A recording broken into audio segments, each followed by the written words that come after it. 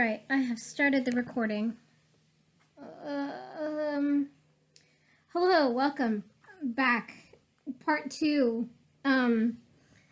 There are drawings here and there of every chapter, but I'm not gonna, I don't know, I'm just lazy, but I'll start to do it when I do the videos. But this is, there we go. This is, part 2. And that's what, like, the lake, that's her looking at the lake, and it's all scary and spooky. Ugh. Yeah. I'm actually gonna open my window for the first time. See how that do. Okay. If I can open it. Like, am I not strong enough? Oh, I had to press this thing. Oh, okay. There we go. I hope. Can you hear the street, like, outside? Okay, you can't.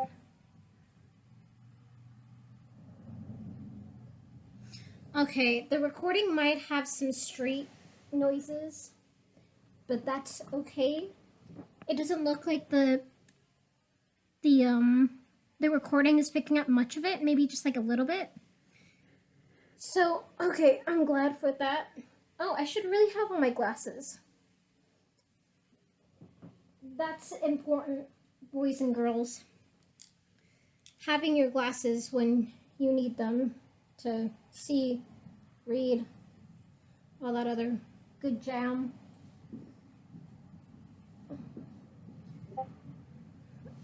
Oh no. Yeah, I need my glasses. I'm not wearing my glasses. Shame on you.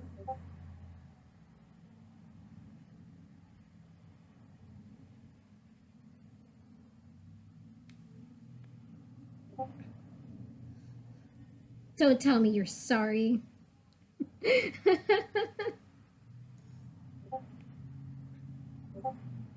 Yeah, I knew it. It's okay, I'm not sorry when I'm not wearing my glasses either. Oh, you're wearing yours, wow. Wow. Liar. Alright. I triple dog dare you. Whoever you're talking to, I second that and quadruple you this. Ooh.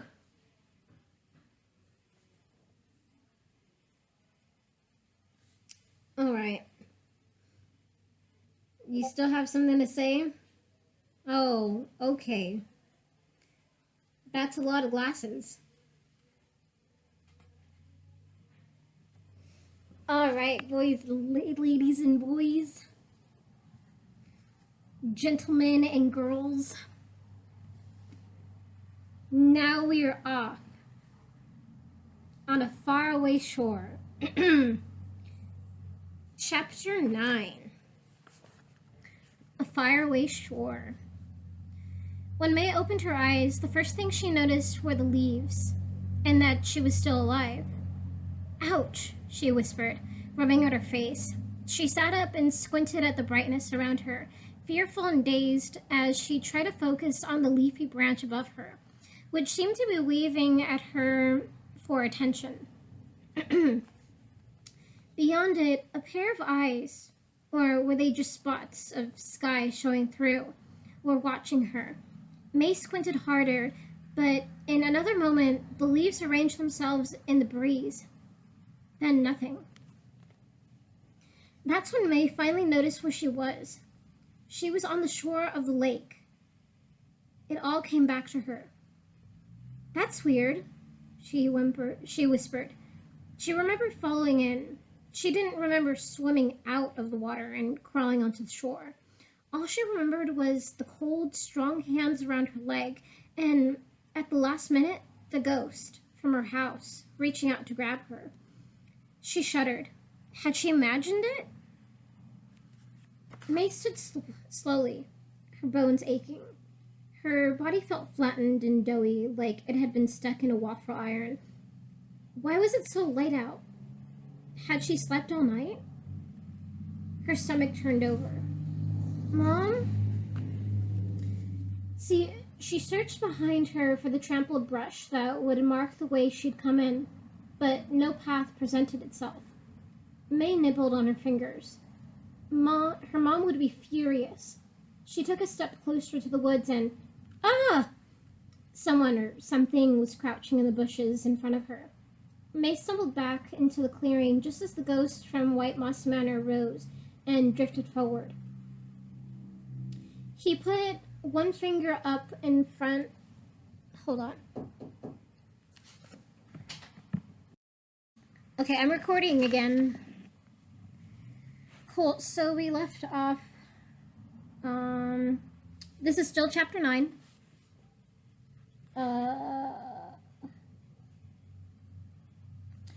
Okay. She searched behind her for the trampled brush. Hold on, let me just... If Josh comes in, I can do the pause instead of the... Stop recording. Alright. She searched behind her for the trampled brush that would mark the way she'd come in, but no path presented itself. May nibbled on her fingers. Mom would be furious. She took a step closer to the woods and... Ah! Someone or something was crouching in the bushes in front of her. May stumbled back into the clearing just as the ghost from White Moss Manor rose and drifted forward. He put one finger in front of his jagged white lips and shook his transparent head. He was shaking slightly. May held out her hands in a stop motion, fear making her legs tremble like kite strings. Leave me alone! The creature bit on a finger and then looked around. Shh! Oh my! Don't get too close to that water. She'll come back for you. May blinked at him for a moment in shock that he had spoken, then recovered herself. Leave me alone! The creature flinched, then widened his sad, droopy eyes at her. Please, you're gonna get us into trouble. There's something even worse. They may be on their way already. May didn't bother waiting around to hear the rest. She darted toward the clearing and burst into the trees. A moment later, she emerged onto the clearing. She came to a dead stop, sucking in her breath. The lake lay before her, glossy and still. The woods she had just run into lay in front of her.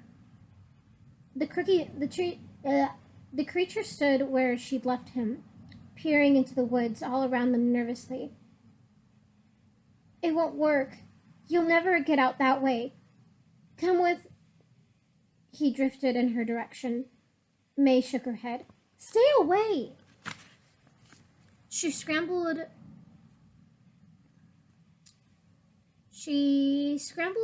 around the side of the lake and across the clearing toward the trees again, pushing into the underbrush.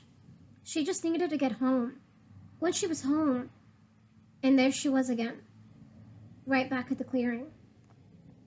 May shook her head hard, then started toward the giant elm and a stand of pine trees.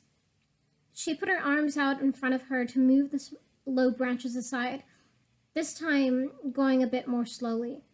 A few more branches pulled aside and there was the lake. May's lips started to quiver. Something was wrong. Something was very horribly wrong. Hold on just one second. There we go.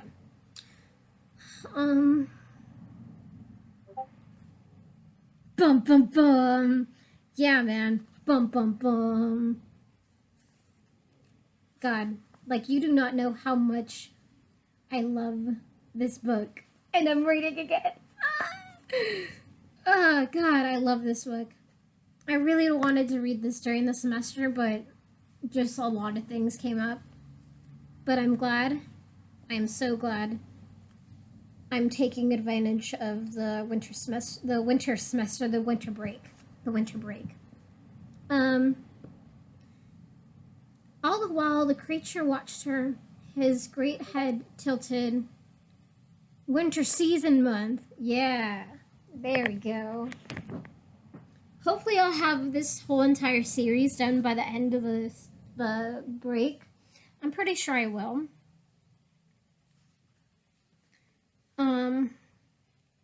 All the while, the creature watched her, his head tilted to one side, his fingers digging into his chin.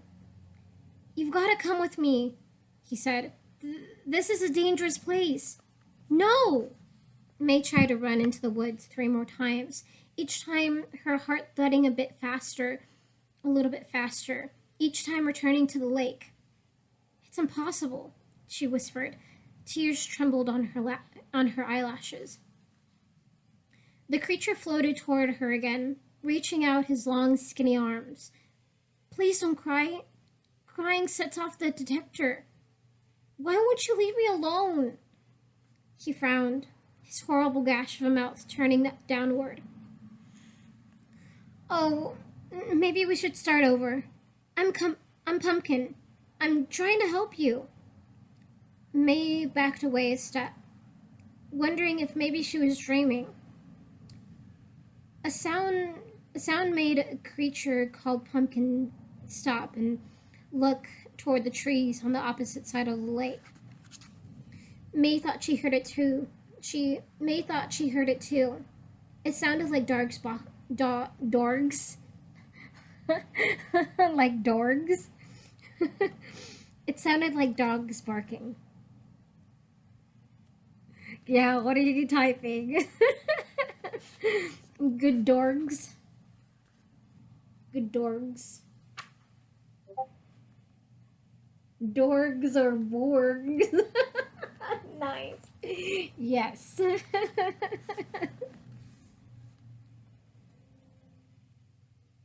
Yeah, what are you typing to, listening boy number 1?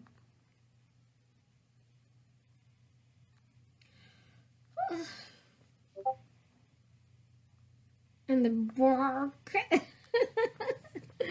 All right. It sounded like dogs barking.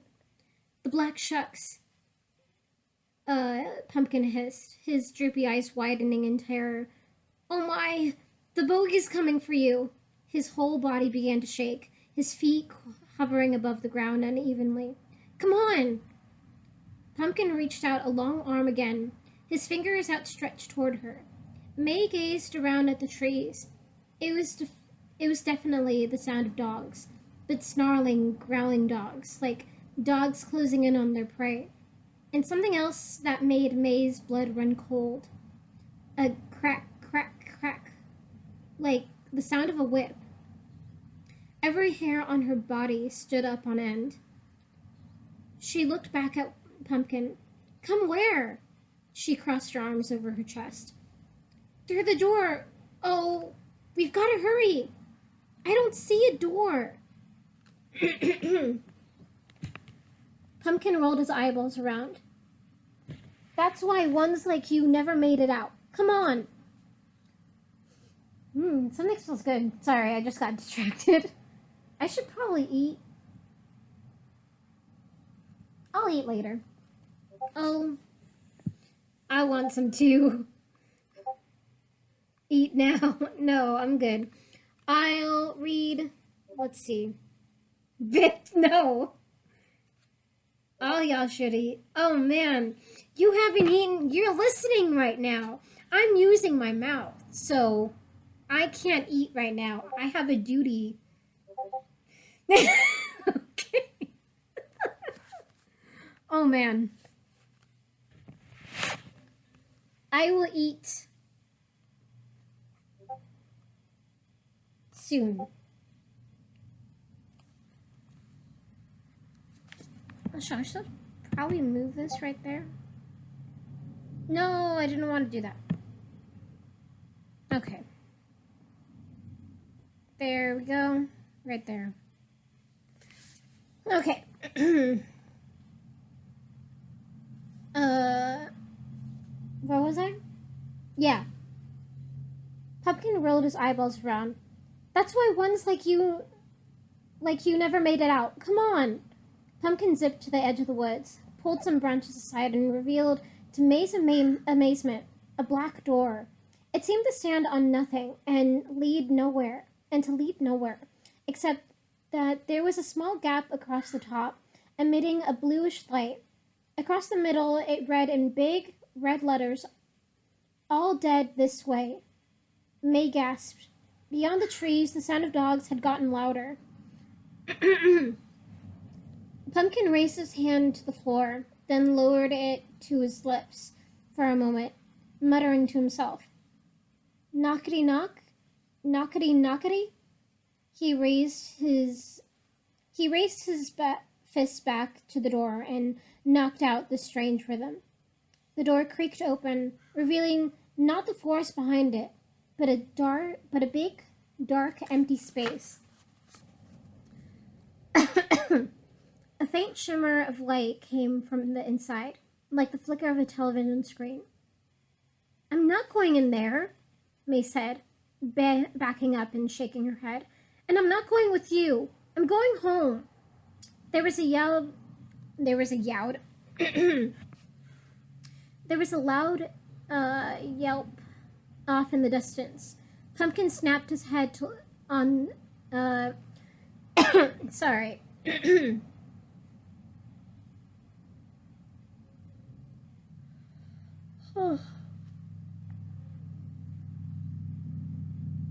um,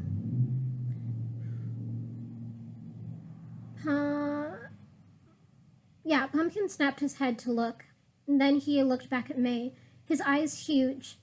"This is the only way! Hurry!" The sound had gotten so loud that May's ears started to hurt. "What's coming?" she yelled above the din. The pumpkin creature put his hand up to his ear. "What?" he shouted. "Who is it that's coming?" Crack, crack, crack. Way back in the woods, May could hear the sound of wood splintering and trees falling. The barking and yelping continued to grow louder. She found herself sliding closer to Pumpkin until she bumped into him with a cold shock, then swiveled toward him. She didn't want to be too close to him, but she also didn't want to be near whatever was coming through the woods. "Why should I trust you?" she cried. Pumpkin shifted back and forth, drifting this way and that, wringing his hands. "You have to!"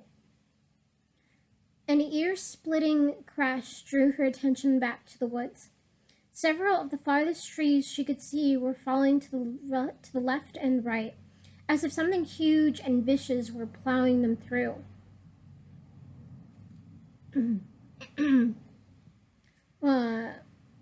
Plowing through them. May and Pumpkin flinched as the trees fell. Whatever it was making its way straight toward the clearing.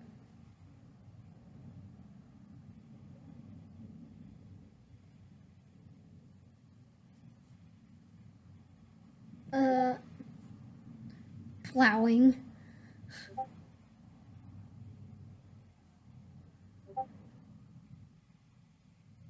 It was because of plowing.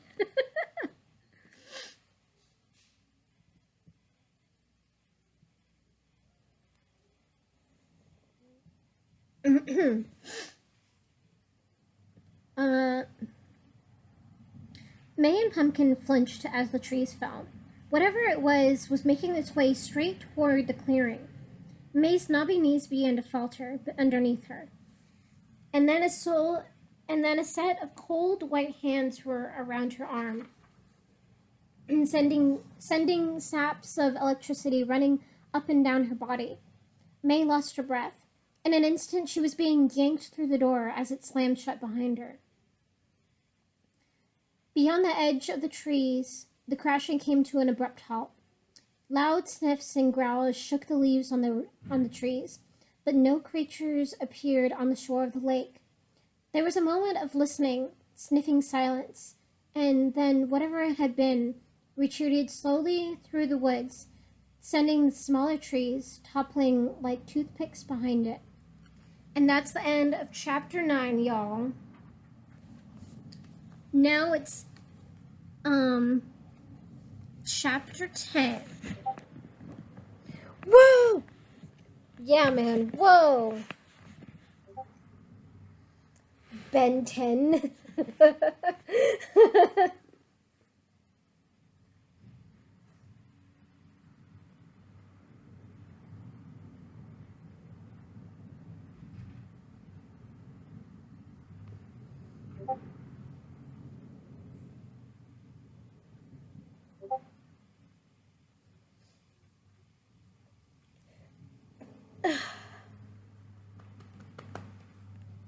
All right. I'm not ignoring you. Oh, you were eating ham.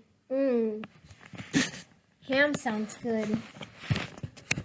I'll probably stop around. Ah, man. It's probably on your stomach. Let's see. Let me just see where I want to stop right now. Right, oh, geez. This one is a long chapter. Maybe I'll stop at this one? Or let's see how long this one is. That's also pretty long. Shit, this one is fucking long.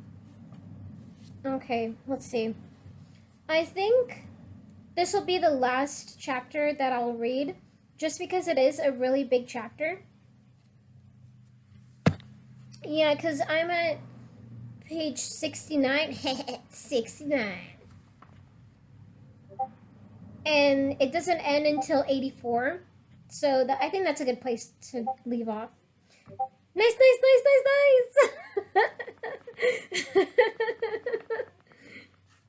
Nice. Nice. Alright, so yeah. Nani? It's a meme.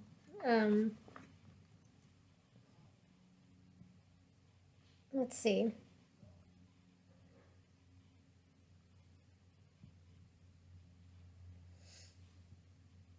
Oh, okay. Where are you from?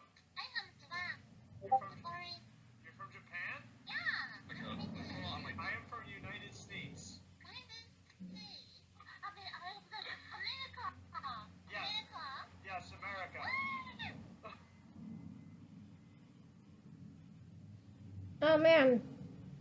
Something weird is happening with my fucking messenger.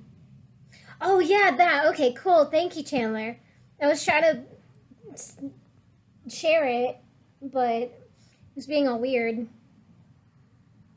But yeah, I'll let you watch that, Athena, and then I will get some food for me. Heart. I will be back. Probably just a snack.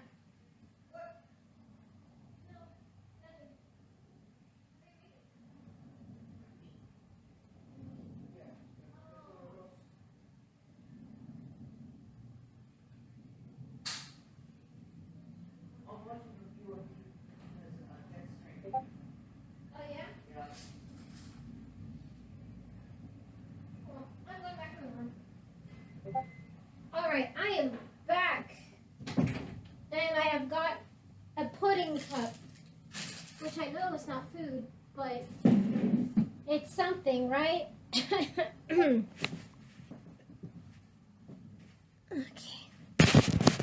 Oh, my thing is like disgusting. My screen.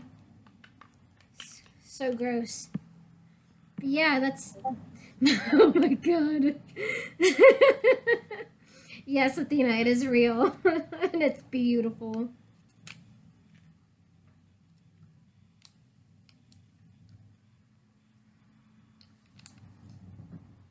So whenever he spams nice. Ooh, nice.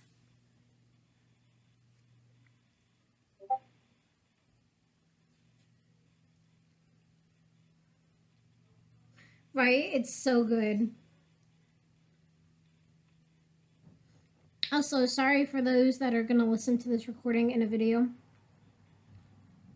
I get off tangent a lot. I'm sorry. Unapologetically sorry. But yeah, I would love to learn Japanese too.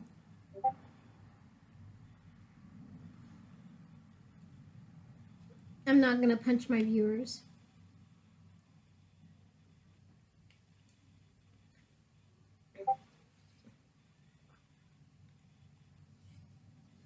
I will tickle their earlobes with the sound of my voice. How about that?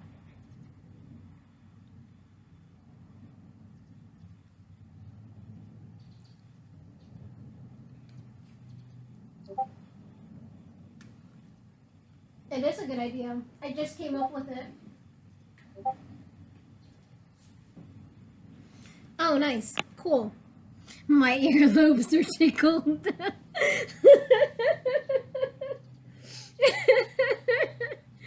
Nice. Get a room. Okay. All right.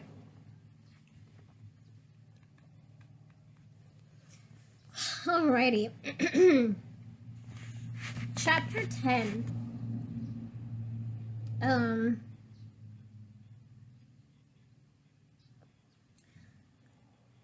Yeah, sorry, I was blanking out. It's super hard.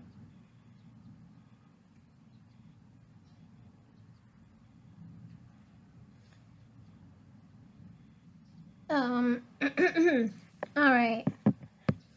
Chapter 10. Make the most of your eternity. In the clearing, for a moment it was hard to tell whether the rippling on the lake had been made by the echoes of falling trees or something unseen underneath the surface. But as the seconds passed, the ripples grew larger and a dark form took shape as it drifted upward and burst into the open air with a splutter. The creature sneezed and spat and paddled its way to the shore, dragging its long, skinny body along the ground and collapsing there like a piece of gum that had seen one too many chews. Its face was strikingly sad and melancholy, but this was not unusual. Sombrakaty was limp and half dead. His big, pointy ears lay flat, and his skinny tail sagged on the dirt like the top of a deflated exclamation mark. He lay between life and death for several seconds. Then his nose began to twitch. Pushing himself up onto wobbly legs, Sombrakaty sniffed harder. He stumbled several times as he followed May's path across the dirt, into the trees, and up to a closed door. He reached out one gentle paw and scratched at the door. He sniffed it again, then scratched again. He stood on his hind legs and sniffed higher and with more accuracy and with more urgency. Behind him, the lake began to bubble, but Sombrakaty didn't notice. He was too sure that May was getting farther and farther away. May turned to look at the door she had just come through, but it was no longer there. All that remained was a small gap with a sign below it reading, "View of the water demon in its natural habitat." She gulped and swiveled around, blinking with her eyes adjusted to the darkness. They were in a dark, flickering hallway.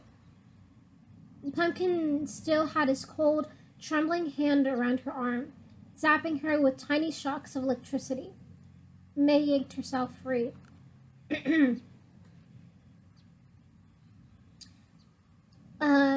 His giant eyes drooped and, sorry. I just need to adjust myself, and then also I had a brain fart.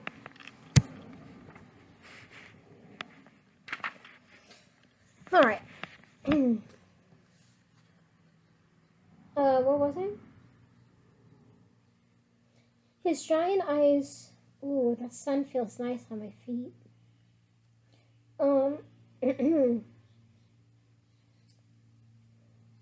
His giant eyes drooped a look at her, and his white cheeks flushed pink.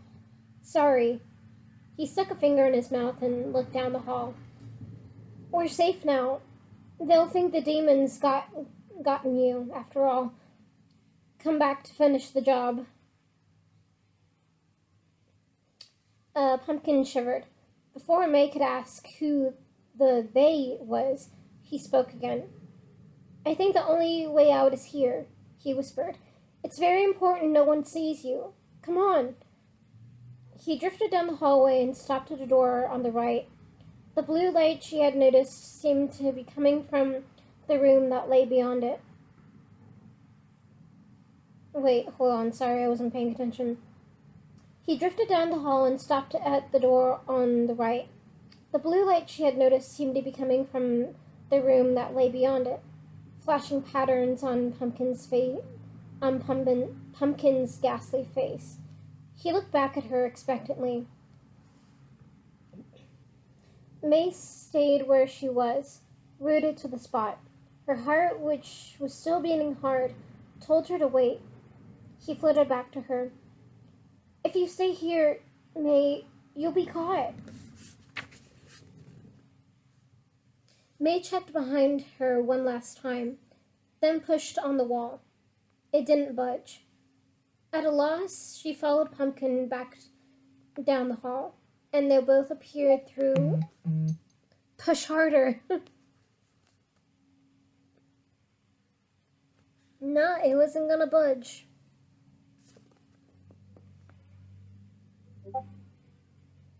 Can I make an athletics check? I'm sorry, but nah.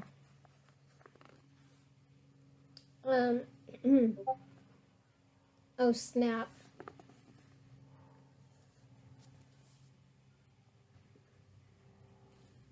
It's okay, keep on typing. I haven't finished my pudding cup yet, so.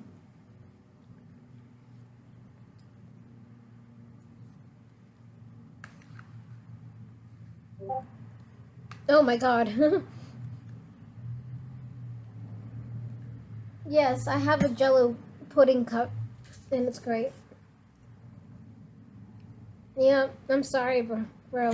Putting all your points into strength. Sorry. It does you no good.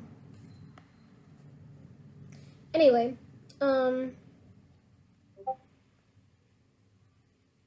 yeah, you should have put in Dex. That's what I put all my things in. It's either Dex or Strength. Those are the most useful.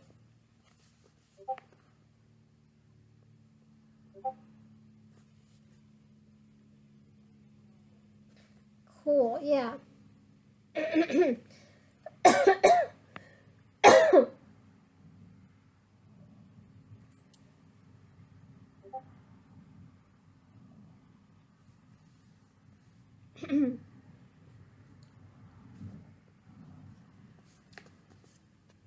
No, boy. It's all about monks and strength and dex. It's all about the monks.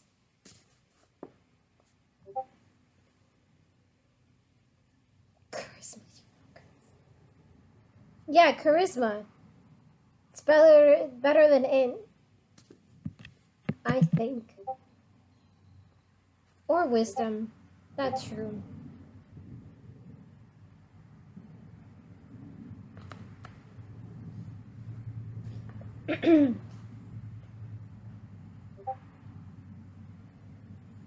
Oh man.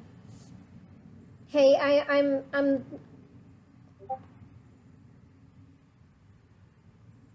but we are reading. No, technically you're listening and I'm reading, so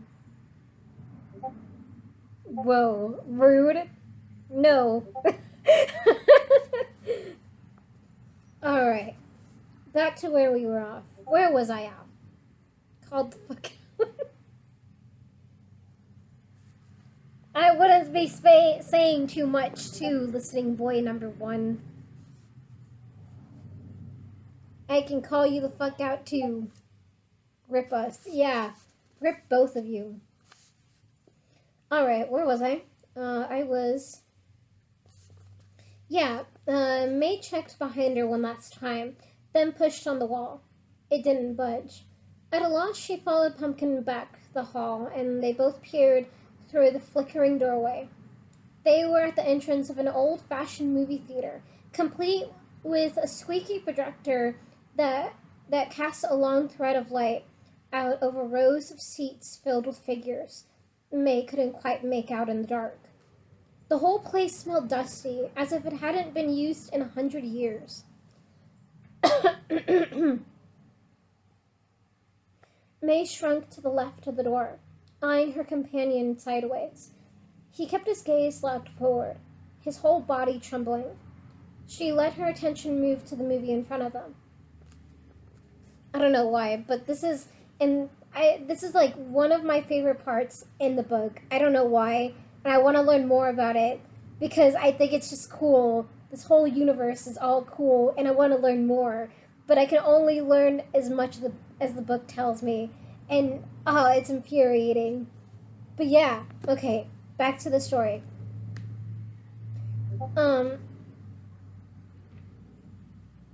Wait, what? Well, it's the series is a book series, so I won't get any more lore, unless it's like in the book, because it's not like a cartoon series or anything. So whatever lore or like whatever I like, if I want to learn more about like what's happening in like the scene or how things work in this world, I won't really get to know any of it just because there's no more lore to be talked about unless it's like in the 3 books. I don't know how to explain it. I hope you get me.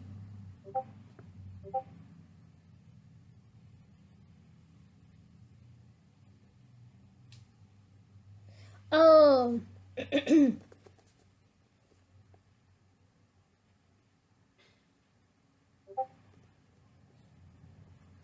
Oh no, it's already it's a finished 3-book. Should I say series or there's 3 books and that's it. There's no. I wish they would make like a movie or a TV show about it. Yeah, trilogy. Yeah, it's a trilogy. Yeah. But yeah, back to one of my favorite parts. He kept his gaze locked forward, his whole body trembling. She let her attention move up to the movie in front of them. Up on screen, a thin man in a butler's suit was in the middle of saying something. His face was horribly pale, and his eyes were sunken and dark. His whole body was transparent as pumpkins. May looked around her again, trying to make out the others in their seats, then back at the screen. She shivered. Please look carefully at this list of items that are not allowed into the ever after. If you are carrying any of these items, please hand them over to the nearest greeter. A series of pictures flashed on the screen, showing horseshoes, bags of salt, brooms, then a giant picture of all sorts of animals standing in a group, surrounded by a red circle with a slash in the middle. Please note that all animals are strictly prohibited. If you and your pet die together, please have that pet out for confiscation when you leave the theater. You'll notice there are 4 exits from the theater. The man in the butler's suit moved his hand to indicate where they were. His voice was like crushed ice. At the front and on either side, all evildoers, rogues, scoundrels, nasty pieces of work, baddies, and menaces, including masked ones, please exit through the front so that you can be moved to the proper area. All others, please exit through the side doors where you will be aided by one of our greeters. They will help you choose from a wide variety of regions. The man smiled. Also, Please don't forget to take one of the brochures provided for you at the gates. The camera panned back to take in the man's full body, revealing a knife sticking out of his shirt. He bowed. The movie ended with a great flapping sound as the film of the projector ran out. The screen went black, but the glow remained. The whole room stayed full of soft blue light, and it seemed to be coming from the audience members. As they stood up and began moving towards the exits, May noticed that they all drifted a few inches above the ground. She bit her lip. I'm just wondering if you hear that. I mean, I can close my window now. There we go.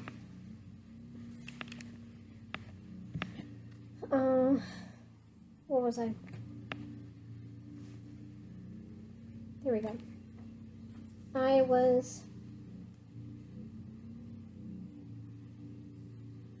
May noticed that they all drifted a few inches above the ground. She bit her lip. Tears snuck out of the corner of her eyeballs. What was this place? Was she? May didn't dare to finish the thought. Oh, come on, May, Pumpkin groaned, continuing on down the hall to a door marked alley. Beside it, a bony hand stuck out of the wall, holding a fistful of scrolled up papers. Above the hand, a sign read, "Take one." May did. The hand readjusted itself, tightening around the remaining papers. Pumpkin opened the door a crack, peered outside, and then waved May forward.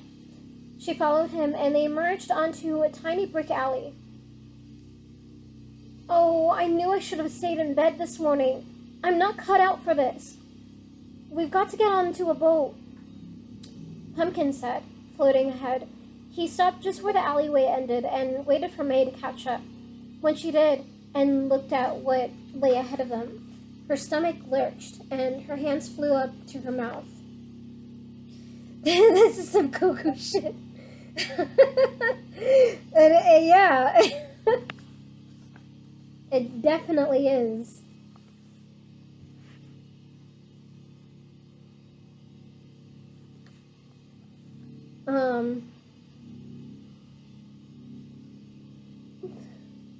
Oh, fuck. I just had a revelation, but I won't tell you until after the series is done why I like this book so much.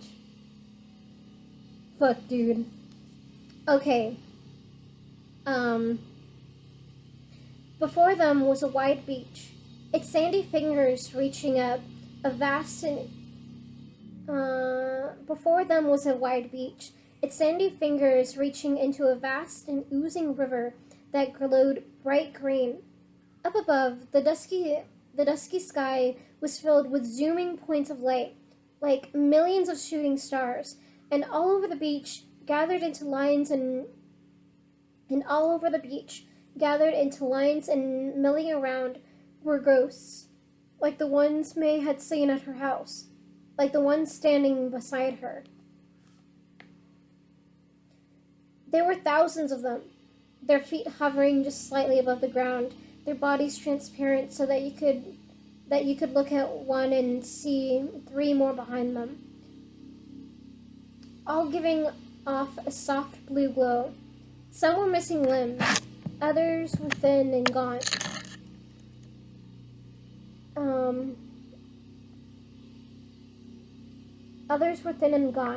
Their eyes sunken into their heads.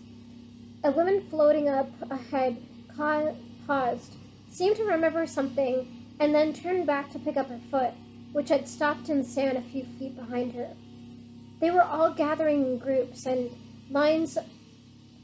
They were all gathering into groups and lines up near the water, where several large, bright, blinking signs lined the shore.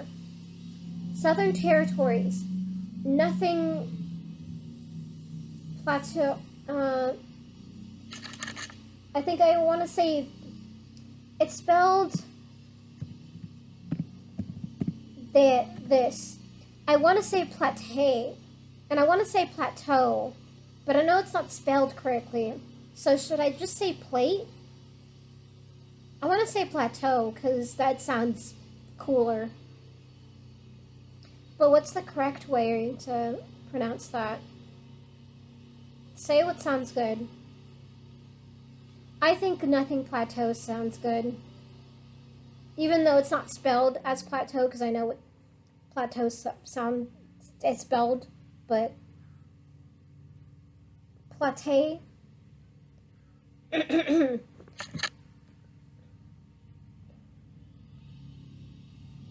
Hold on.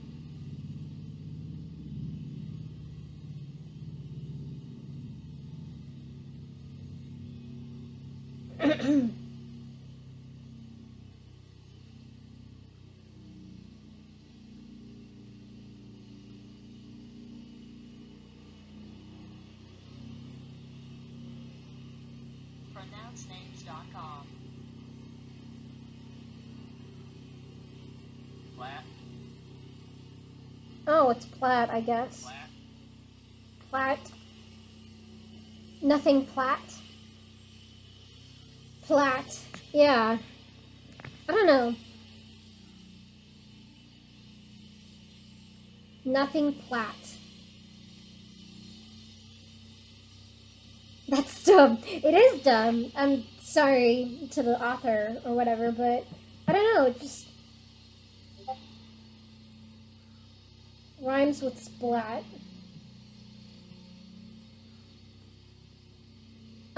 With all due respects to the author, I want to say plateau.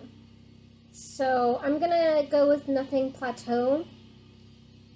I acknowledge that's not how it is pronunciated, but that's how I want to pronunciate it. So please, if you hear this, please do not sue me. No, I'm not going to do that.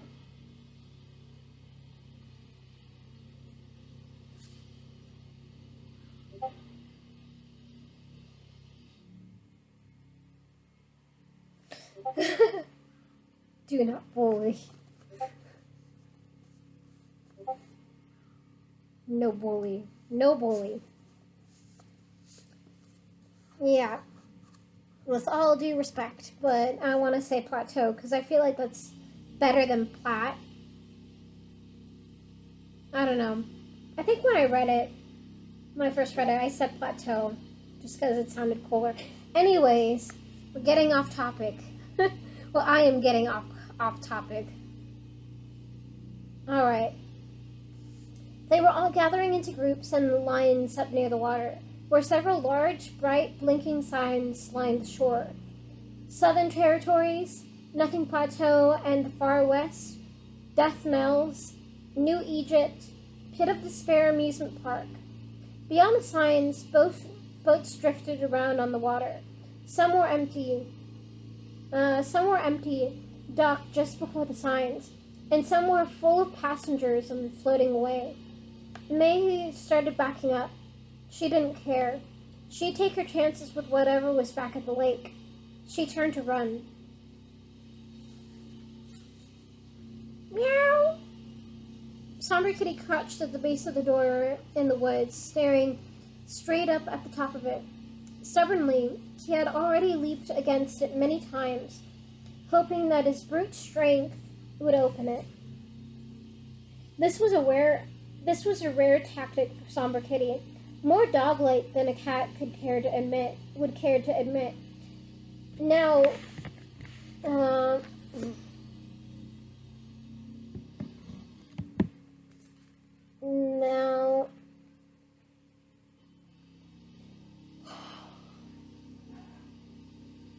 okay. This was a rare tactic for Somber Kitty, more dog-like than a cat would care to admit. And now he licked his shoulders and back in an ashamed and embarrassed way. Then he meowed desperately at the gap above. hoping May would hear him. Though he was too distraught to notice, the lake had begun to glow behind him, and a figure, stretched out into 8 points, was visible just below the surface, watching him. It seemed to be waiting for the right moment to strike. Bubble, bubble. Somberkitty's ears perked up, and he straightened his whiskers, though he did not look behind him. He stared at the door in a deceptively calm manner, as his muscles began to coil. Behind him, something else was coiling too, ready to launch itself out of the water. Somberkitty leaped up at the same time the water demon did, its long, wet arms whipping at the ground where, a second before, the cat had crouched. With a yowl, Somberkitty went hurtling through the gap above the door, scraping his belly and dragging his legs as he came tumbling down on the other side. When he landed, he was in a dark hallway. He was on all fours. May took a few running steps and crashed into a solid brick wall. Ow! She threw her hand on her aching forehead and backed up, staring at the graffiti-covered bricks that had appeared before her. Glowing spray paint scrawled the words across the wall. Blow. Bo Clevo is watching you. Antony loves Cleo. Okay. Cool. I just paused. Cool. I am back. Sorry about that. Where was I? I was.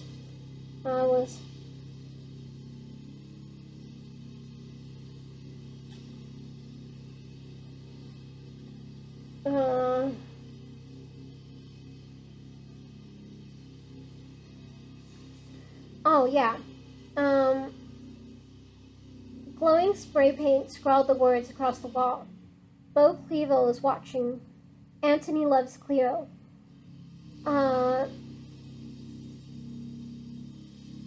Across the top, up several stories high above May's head, in giant glowing blue letters, a sign read Spectroplex.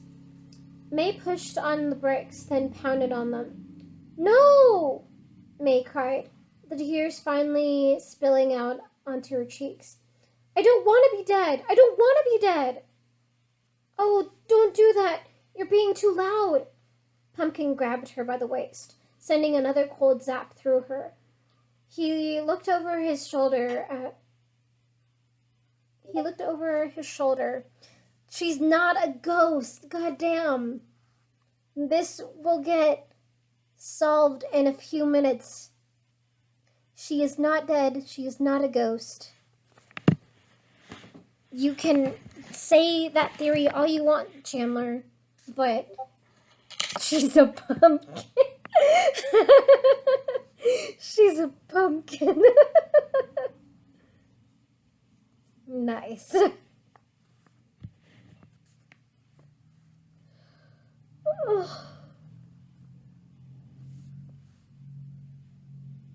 Okay.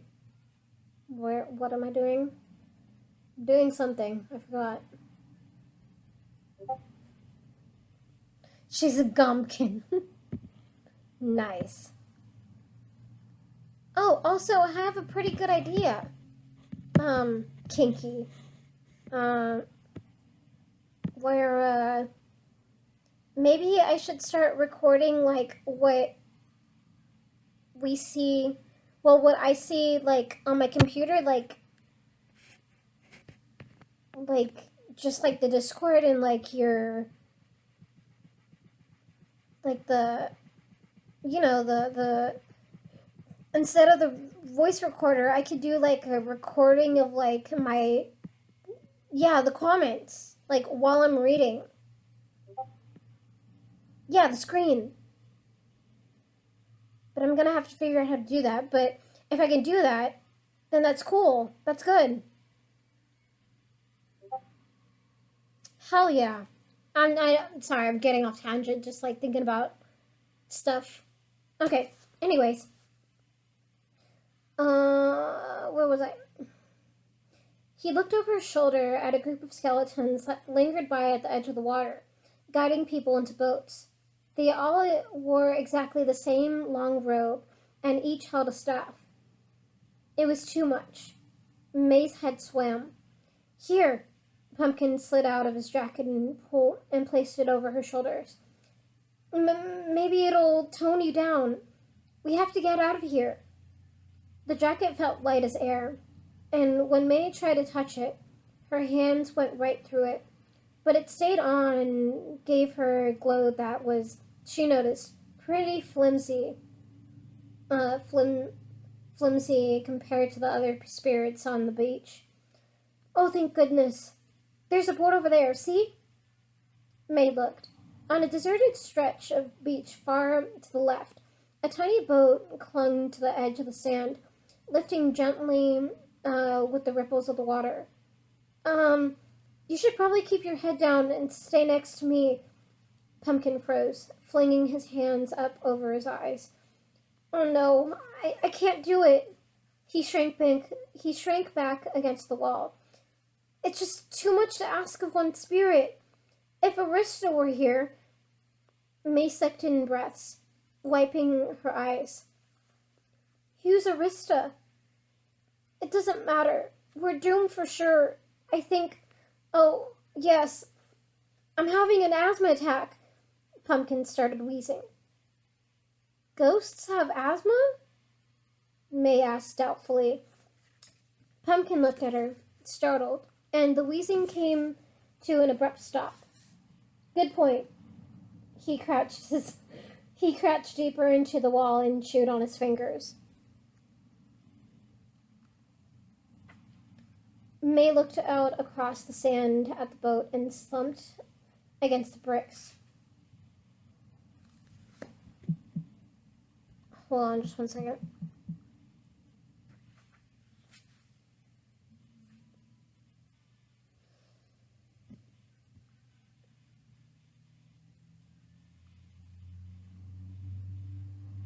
Oh, okay.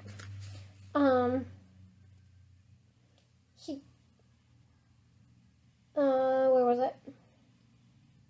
May looked out across the sand at the boat and slumped against the bricks.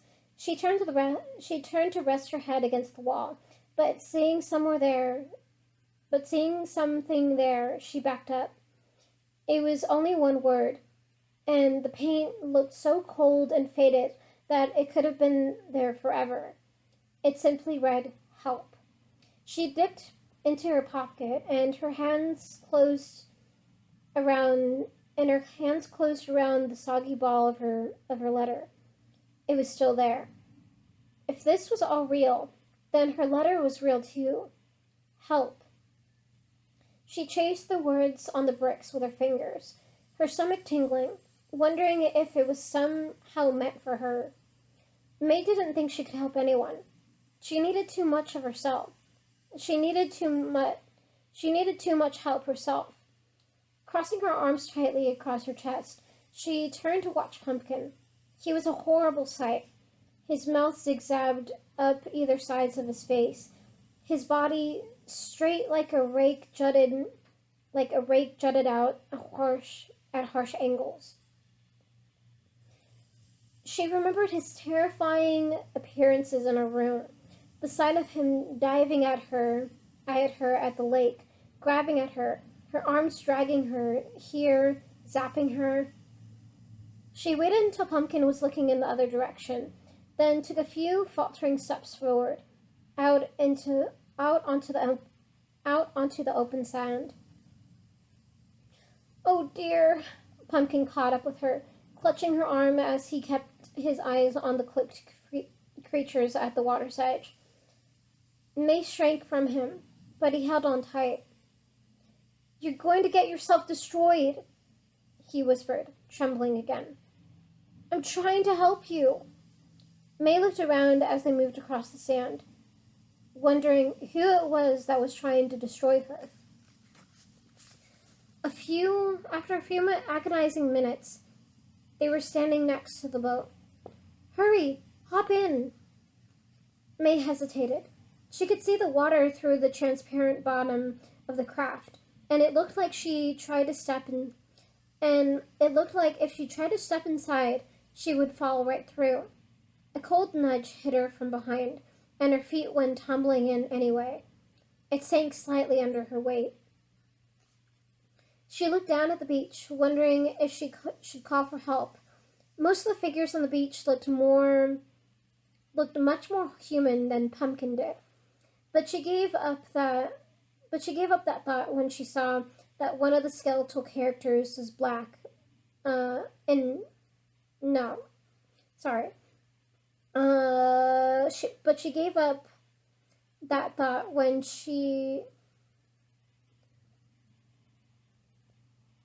But she gave up that thought when she saw that one of the skeletal characters in black was gazing in their direction. He was walking to another robed skeleton and leaned toward him, his jawbones opening and closing. They both looked in May's direction. Okay. Pumpkin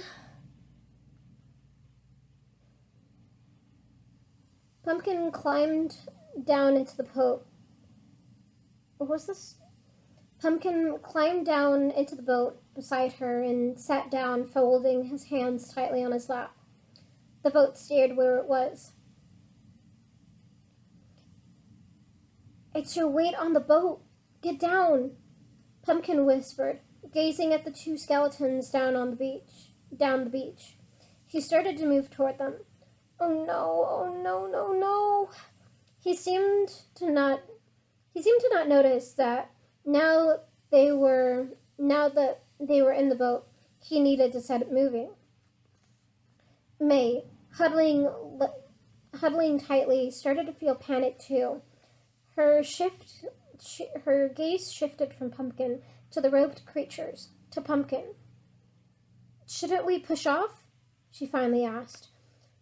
Pumpkin's lips trembled. Yes, you're absolutely right." He jumped back out of the boat onto the shore, sneaking another look at the two figures that were now advancing quite quickly down the beach. Then he seemed to gauge the direction in which he wanted to push the boat. Southern Territories, he muttered. Finally, he gave the boat a hard diagonal shove and tried to jump in. Instead, only half of him made it. The other half splished into the water, his long legs flailing. May stared, not knowing what to do. With one tiny push, she could shove Pumpkin off the boat and escape. But where would she go?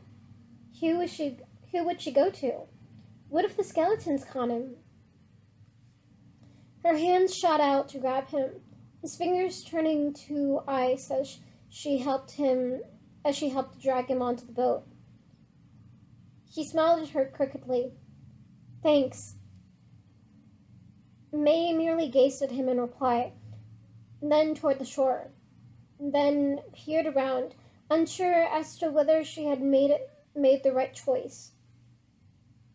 "How do we paddle?" She finally asked. "We don't," he breathed. "We just have to hope I pushed us in the right direction. The greeters are experts. They don't miss. But one time I did this wrong. No, wait.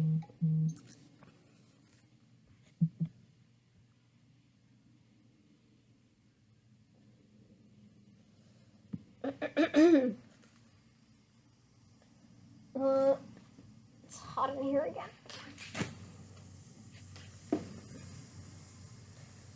There we go.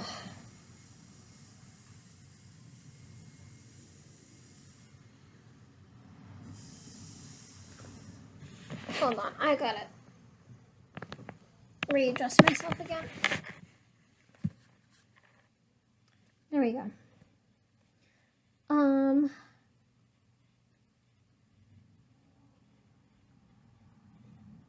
We just have to hope I push us in the right direction. The graders are experts. They don't miss. But one time I did this wrong and ended up at the Pit of Despair amusement park, clear on the other side of the realm. It took me a year to get home. Sure enough, the boat kept moving on its own.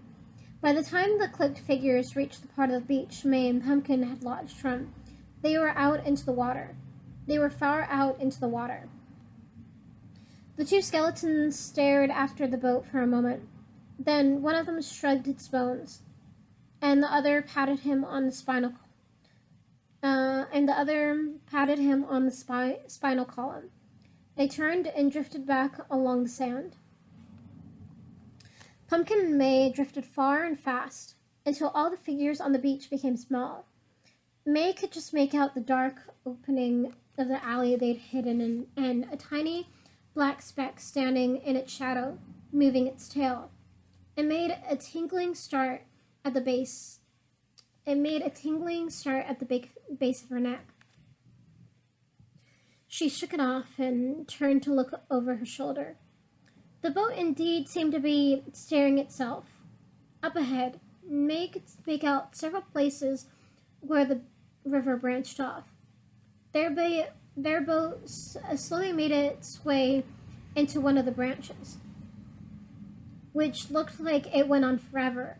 Through it was no wider than two of the boats put together. A strip of bench lined on either side and poking out of the sand. A strip of beach. Oh. A strip of beach. Ah, Jesus Christ. Also, my shoulder is sore. I think I slept on it wrong. Where was I? A strip of beach lined it on either side, and poking out of the sand just by the mouth was a sign that read Southern Territories. Oh, thank goodness, Pumpkin breathed. Looking back, they could see other boats heading in the same direction, drifting lazily behind them. Back on the beach, the spirits outside the southeastern portal, Spectroplex, weren't paying much attention to much of anything but themselves. If they had been, they might have noticed the tiny black nose that occasionally peeped out from a certain alley. They may have heard the tiny plaintive sound of a meow or two, drifting out on the breeze. Most of the specters were busy coming to terms with their recent deaths. Somber Kitty's slitted green eyes scanned the beach, but May was nowhere to be seen. He had curled up around her freshest footprint, just at the edge of the alley.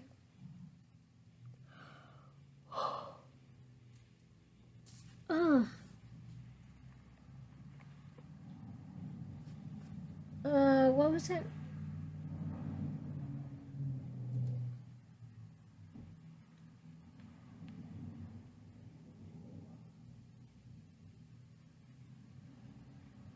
Sorry, I'm blanking out.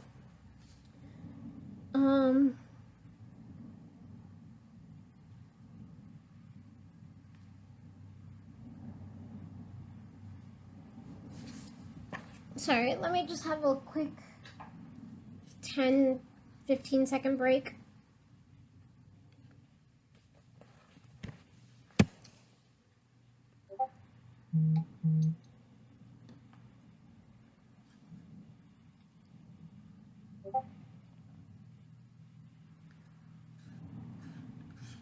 It's okay, dude. If you remember where you left off when you started to fall asleep, you should be fine. I could also send you the link when I'm done reading. So if you want to fall asleep, go for it. This shit is being recorded, so...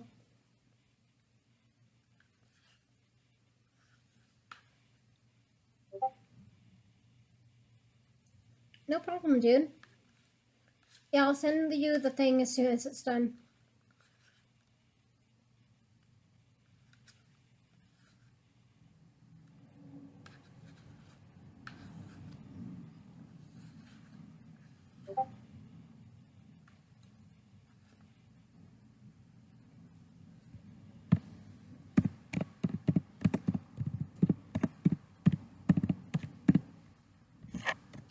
There we go. Now it's just you and me. Let me just finish my pudding cup.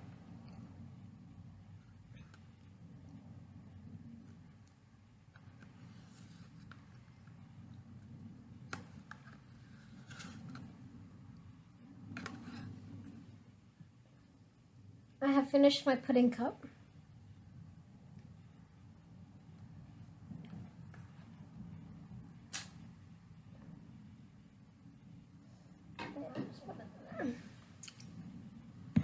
Okay.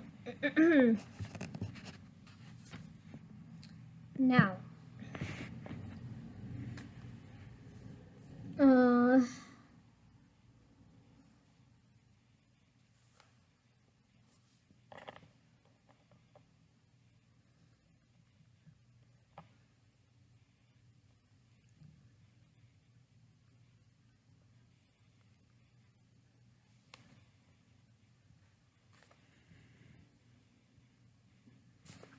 Alright, where was I?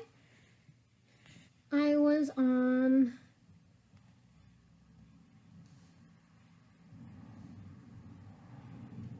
Yeah, I was here. Hold on.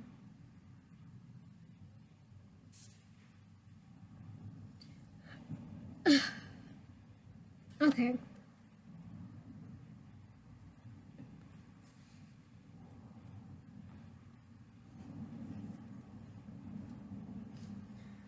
Alright.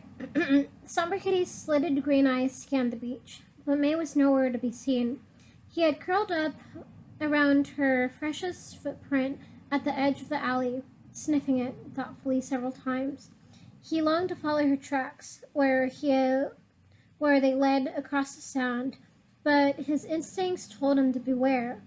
His gaze kept drifting to the bony fellows in robes. Finally, he couldn't wait any longer. He pressed his ears back,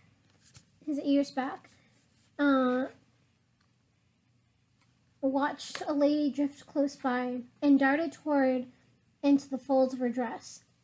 Keeping his paws tightly in rhythm with her movements and ignoring the bewildering cold zaps of her clothes, he scurried from spirit to spirit, following May's scent like a checker zigzagging its way to kinghood.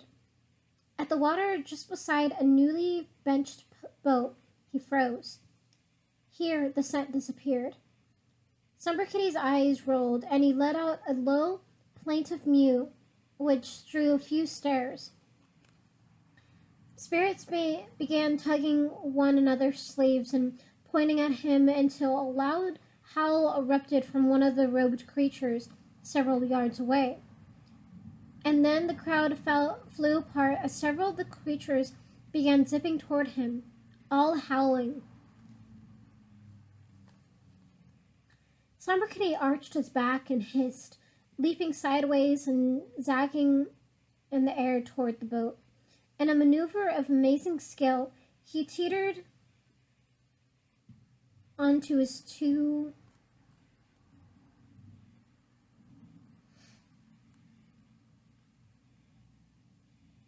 Sorry.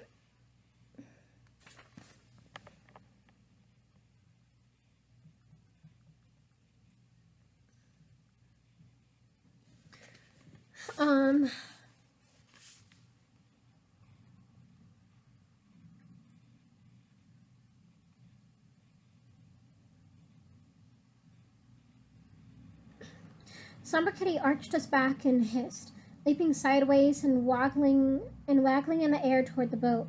In a maneuver of amazing skill, he teetered on his two side paws where they hit the bow, then shifted his weight onto the boat, setting the craft in motion. The cat trembled under the frontmost bench seat for several minutes. Eventually, his desire took Eventually, his desire to look for May overcame him. He snuck his eyes and nose up over the rim to gaze at the shore as it drifted away. Several robed creatures now stood there, pointing and waving toward him. He darted under the seat again, his tremble becoming a shake. If he had remained aft, he would have seen the sign marking the path his boat drifted into. Though he could not have read it.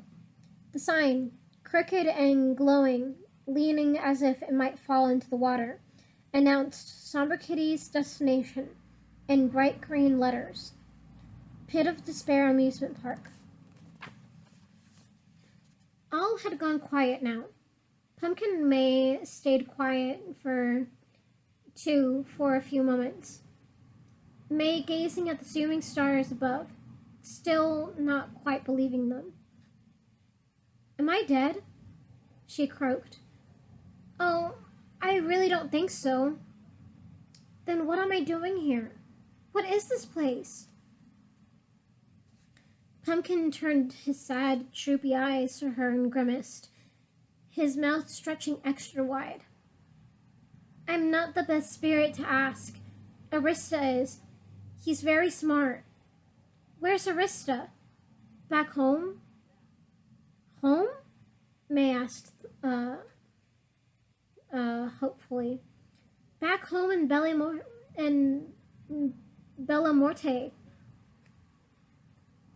In Belmorte," Pumpkin said, nibbling a finger. "Belmorte? But what about my mom? What about Brewery Swamp?" Pumpkin shook his head. "Oh my."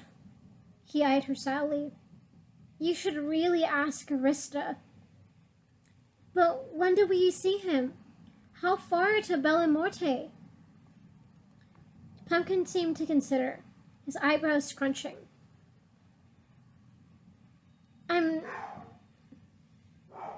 Hold on. I am back. Sorry about that. Just needed to do something real quick.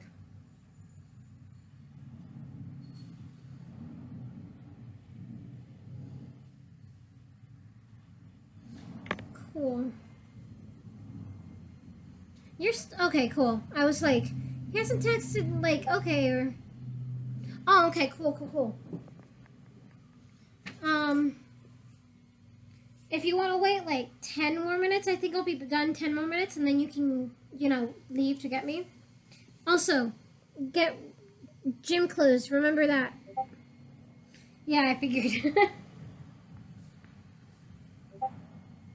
Yeah, gym. Okay, cool. So,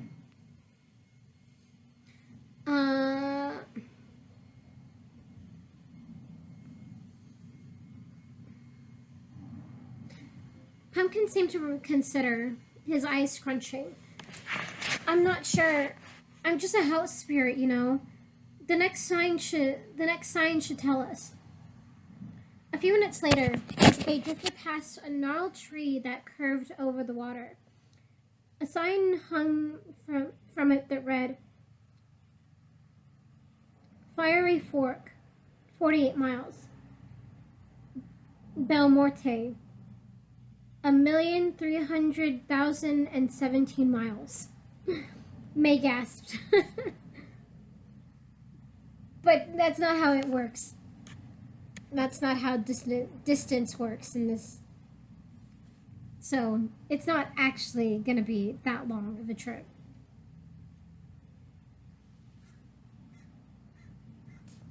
All right. May gasped. She couldn't even imagine how far that really was. "How long will that take?" Pumpkin sighed, flinging his arms behind his head dramatically. "Ages? Most of the night, probably. You should rest." She sank down in her seat, staying as far away from Pumpkin as possible. There was no way she was going to sleep. She stared up at the zipping stars that spread out over the dusty sky.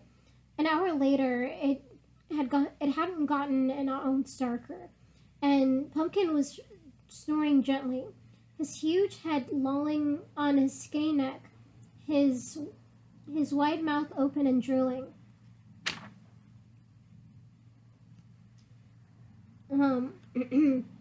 May shrugged. May tugged at the top of her black sparkly bathing suit nervously, then covered her hands in, and then shoved her hands into the pockets of her shorts. Her hands closed on a piece of paper, and she pulled out the scroll she'd picked up at the movie theater. In red, drippy letters, the front of the brochure read, "I'm dead, so now what?" As May watched the letters drip down off the page onto her hands, May lifted up her fingers to see if it was ink, but there was nothing on them. She opened to the next page, dazed. It was blank for a moment, and then a glowing green picture of a skinny man with a hangman's noose around his neck appeared. He lifted his hands in the air questioningly, his shoulders shrugging. More drippy writing scrawled itself beneath him. "Don't panic. The afterlife can be scary, but that doesn't mean it can't be enjoyable too. Talk to your local undertaker about ways to make the most of your eternity. All visits are confidential." May turned the page. Again, it stayed blank for a moment before a glowing blob oozed across the page. It formed itself into a jelly mass, from which suddenly sprouted two big round eyeballs and a pair of horns. The creature smiled at May. She flinched. "The ever after is filled with lots of strange spirits. Some you won't recognize from your life on Earth. Don't panic. Only a few are truly evil." The blob creature moved its head to look behind itself. Then it stayed widened in terror.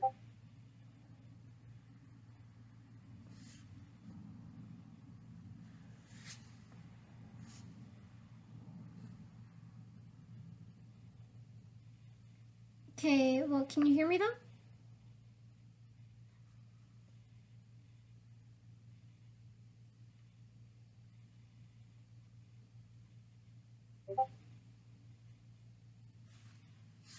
All right, what was the last thing you heard?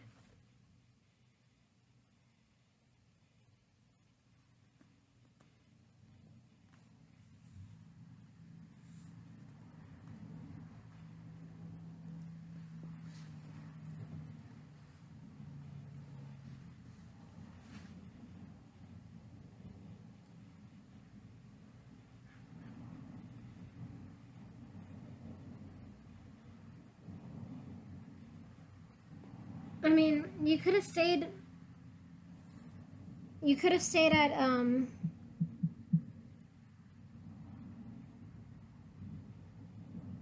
at your computer. I was gonna be done in like 5 minutes.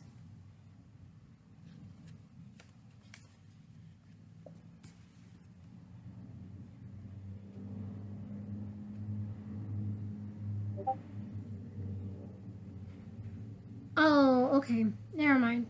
But can you hear me now? Cool. All right. But what part did you leave off out?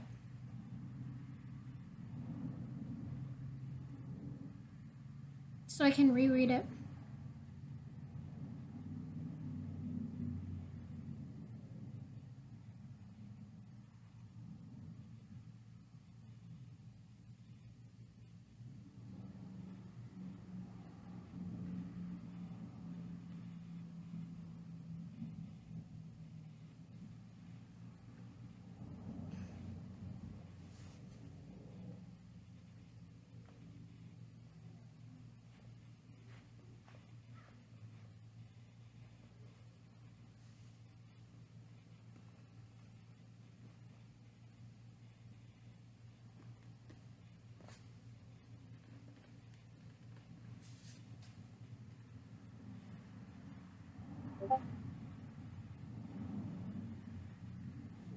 I missed the meeting of the creature you were describing. Did you hear about the brochure? How she was opening the brochure?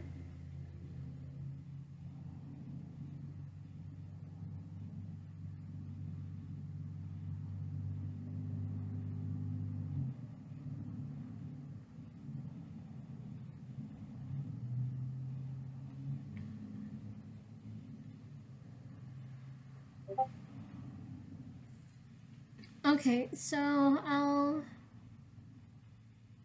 read up to here again because it's not that much. Okay, let me readjust myself again because Jesus, I think I did sleep on my shoulder wrong because it doesn't feel very good. Okay. So, where was I? May tugged at the top of her black, sparkly bathing suit nervously, then shoved her hands into the pockets of her shorts. Her hands closed on a piece of paper, and she pulled out the scroll she'd picked up at the movie theater. In red, drippy letters in front of the brochure read, "I'm dead, so now what?"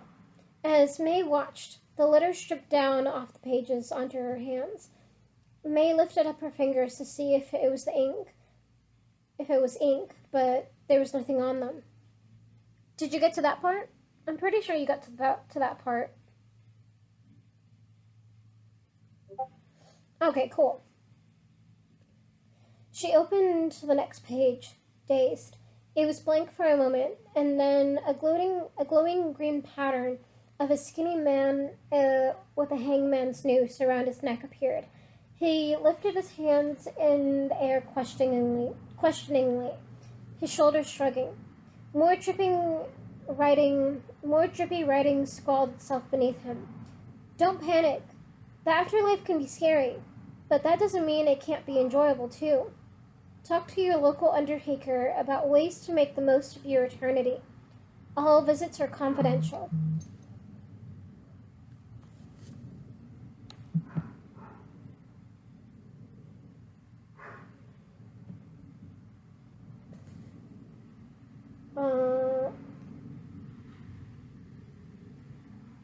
Where was I? May turned the page. Again, it stayed blank for a moment before a glowing blob oozed across the page. It formed itself into a jelly-like mass, from which suddenly sprouted two big round eyeballs and a pair of horns. The creature smiled at May. She flinched. "The ever after is filled with lots of strange spirits. Some you won't recognize from your life on Earth. Don't panic. Only a few are truly evil." Jesus, what is my dog barking at?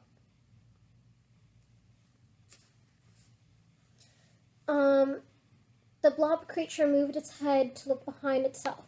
Then its eyes widened in terror, as if someone were chasing it. It went blobbing off the page. From the far right side of the paper, a dripping dark man-like creature appeared, with long gangly arms and a hunched back. His face was deformed into a mask of hatred, and he was dripping with slime. He drooled, rubbed at his nose with his forearm, and looped off the page. May's blood ran cold. She quickly turned the page. What appeared there scared her even more. Two red eyes appeared on the page. "Remember, Bo Cleaville is watching you." The eyes flared brighter red and then disappeared, replaced by the line, "Have a pleasant stay." May closed the brochure. It vanished from her hands immediately. Pumpkin rolled over onto his side loudly, mumbling and snoring and flinging his cool arms across May's shins. May stared at him. He was, without a doubt, the ugliest thing she had ever seen. She wondered what he looked like when he was alive. She wondered what had happened to him to make him look the way he did now. She gently pulled her feet from under him. She laid back and watched the stars zooming overhead. It reminded her of the night she and her mom had watched the meteors, and that planted a seed in her throat that grew into a lump. The lump grew as she thought of how mean she'd been to Somber Kitty the last time she'd seen him. She might never see him again. Shows terrifying imagery.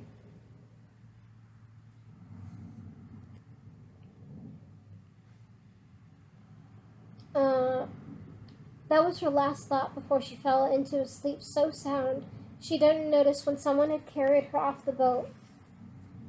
That evening, news traveled quickly along the Styx streamway system about a fugitive cat who had been spotted leaving the southeast portal, heading toward the Pit of Despair amusement park. Several dark spirits were dispatched with nets, daggers, and spears, but one creature and his slew of dogs, to the surprise of many, stayed away. And that's the end of chapter 10. Thank you and goodbye.